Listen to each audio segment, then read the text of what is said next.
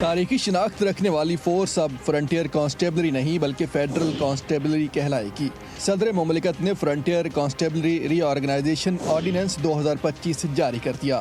Ordinance کے تحت اس نیم فوجی ادارے کا دائرہ اختیار چاروں صوبوں اسلام آباد، آزاد کشمیر اور گلگت بلتستان تک بڑھا دیا گیا۔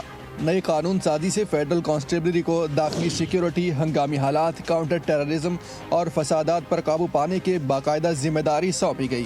اب ہر ڈویژن میں ایک ونگ کمانڈر تعینات ہوگا جس کا رینک ڈپٹی انسپکٹر جنرل کے برابر ہوگا۔ انسپکٹر جنرل کی تعیناتی وفاقی حکومت کرے گی اور پولیس سروس آف پاکستان کے افسران کو کمانڈ سونپی جائے گی۔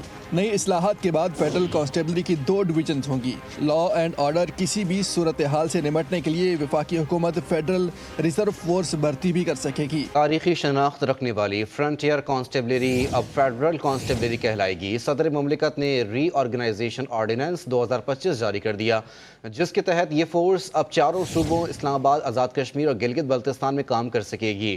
آرڈیننس کے مطابق ایف سی کی ذمہ داریاں اب فسادات پر قابو پانے، داخلی سیکیورٹی اور انسداد دہشت گردی جیسے اہم امور پر مشتمل ہوں گی، جبکہ وفاقی حکومت لا اینڈ آرڈر کے لیے ریزرو فورس بھی بھرتی کر سکے گی۔ Command police service of Pakistan کے افسران کے سپرد ہوگی۔ تاریخی شناخت رکھنے والی فورس اب فرنٹیئر کانسٹیبلری نہیں بلکہ فیڈرل کانسٹیبلری کہلائے گی۔ صدر مملکت نے فرنٹیئر کانسٹیبلری ری آرگنائزیشن آرڈیننس 2025 جاری کر دیا۔ آرڈیننس کے تحت اس نیم فوجی ادارے کا دائرہ اختیار چاروں صوبوں اسلام آباد، آزاد کشمیر اور گلگت بلتستان تک بڑھا دیا گیا۔ نئے قانون سازی سے فیڈرل کانسٹیبلری کو داخلی سیکیورٹی، ہنگامی حالات، کاؤنٹر ٹیررزم اور فسادات پر قابو پانے کے باقاعدہ ذمہ داری سونپی گئی۔ اب ہر ڈویژن میں ایک ونگ کمانڈر تعینات ہوگا جس کا رینک ڈپٹی انسپکٹر جنرل کے برابر ہوگا۔ انسپکٹر جنرل کی تعیناتی وفاقی حکومت کرے گی اور پولیس سروس آف پاکستان کے افسران کو کمانڈ سونپی جائے گی۔